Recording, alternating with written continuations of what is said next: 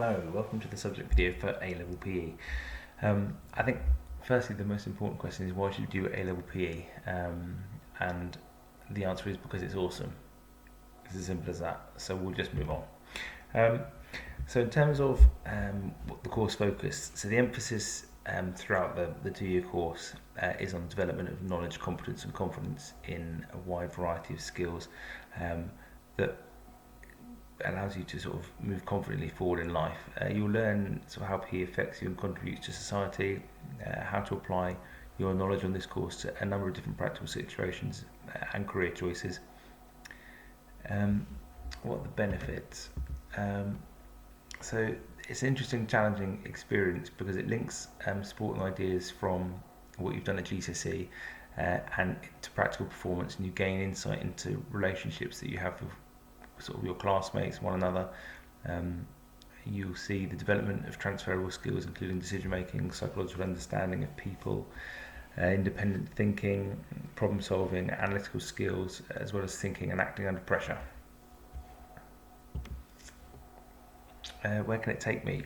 You can see on the screen that there's a number of different places that A-level, or a number of different careers, that A-level PE can give you. Most of them, or sorry, not most of them, but a lot of them lead into specifically sporting careers, whereas some of them sort of go into areas where, like sports journalism, where it's strongly linked to English, but then you've got like a sports focus of the course.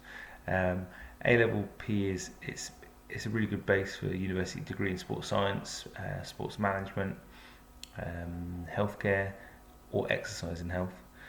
It also complements further studies in things in other sort of courses like biology, human biology, physics, psychology, nutrition, sociology, and there's more. But again, this is just a quick PowerPoint of about 5 or 6 minutes, hopefully, that I can give you a bit of an insight into why you're going to do A-level. So you'll pick your subjects at A-level because you're interested in them, and that you like and enjoy the lessons at GCSE, or that you know the teachers, or that you appreciate the hard work that the teachers put in for you. But then it also could be linked into being maybe the next level, or sorry, the next generation of PE teachers. Hopefully they're a little bit more articulate than I currently am being at the moment. But the other thing is the transferable skills that you'll learn through your study of PE include decision making, independent thinking, resilience, and they'll be useful in any career path that you take. So we've got some other things just to sort of think about with regards to when you're picking A-level PE. So you've got thought-provoking questions, and we've got a couple of different ones there. I mean, there's some of the things you've looked at GCSE in terms of why train smart, but I guess why train smart would then be linked to anything. Why have specificity in any target that you set yourself? Why for the T, then why have a time-based goals and targets for yourself? And so a lot of the things that you answer from a sporting context will also then be relevant in what you're doing in other subjects, but also just in any career that you take, or any educational pathway that you take as well. Teachers, unfortunately, one of the teachers you'll definitely have, well, I guess unfortunately it depends if you like lessons with me currently, or whether you like lessons with me in year 9 if you were in the class that Miss Matthews took over in year 10. But it will definitely be myself, and it will be either or Mr. Titchbrand or Miss Matthews. But as of yet, I'm not sure who the other member of staff will be. So in terms of expectations are relatively straightforward. You attend all lessons, you arrive on time, you make notes, but you don't just make the notes for the sake of making notes. We actually try and reduce the note taking and increase the application of knowledge that you gain in lessons into exam questions and to tasks. We do expect further reading around the topics, and we'll often give you further reading in preparation for next lesson. If you've got any questions, email us. But I think a lot of you are very good at that at GCSE already, where you ask questions, you can see all the resources on Teams, and A-level is just the next step after GCSE. So lessons are very similar, work is very similar, It's far more in depth, and you have almost twice the amount of hours you do a fortnight in A level than you do at GCSE. So it's just a step up, but the content is similar. There are new topics, which we'll go on to the next slide, which you'll see.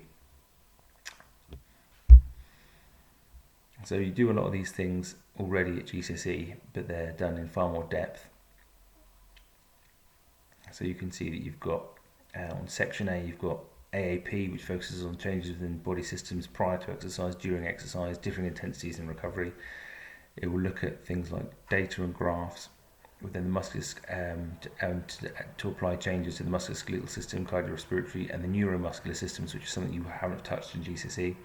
It will look at energy systems and different types of physical activity and sport, and the recovery processes and your interpretation. I'll pick. I won't go through all of them. But then if we look at, for example, Sport and Society on section C on paper 1, which is what the current year 12s are learning about, you'll develop knowledge understanding between the evolution of sport and society, pre-industrial Britain through to post-World War II, and you'll also be looking at applying sociological theory, which is applied to equal opportunities or the lack of them. And so A-level P does tie in very nicely to other subjects such as psychology, because we have sports psychology, as you can see on paper 2, but also sociology, which is another one of the A-level courses that runs in year 12. Quick sort of breakdown of how the assessment looks, but again I won't go through that because it's probably not the most interesting thing when thinking about picking a subject. Far more likely to be thinking about the teachers that will be taking you. Do you like the subject, and do you think you're going to be supported well within the subject? And I'd like to hope that you all would think that, particularly if you have Miss Matthews or myself already at GCSE. We do often give some work prior to starting the course, and you can see that Mr. Titchband and I, for the current 12s, actually put some tasks on Show My Homework, and we'll do that for the new cohort that start in September 2021, and we expect you then to bring that work back in. So exactly the same at GCSE, as if we give you tasks, we expect you to then complete those tasks, and then they often form the foundation of the start of the next lesson.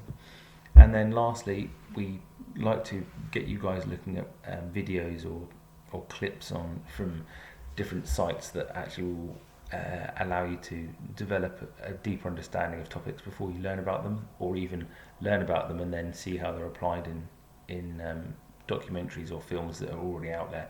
So we've got a list of things here that you can see that I'm sure a lot of you have been already be aware of. That's me done. If you've got any questions at all, then feel free to sort of speak to Mr. Titchband, Miss Matthews, myself. Speak to any member of the P department. Hopefully you feel that you can approach all of us, and please make sure you make the best decision you possibly could do, and that's not only stay at the Embrook Sixth Form, but pick A-level PE. Okay, many thanks guys, take care, bye.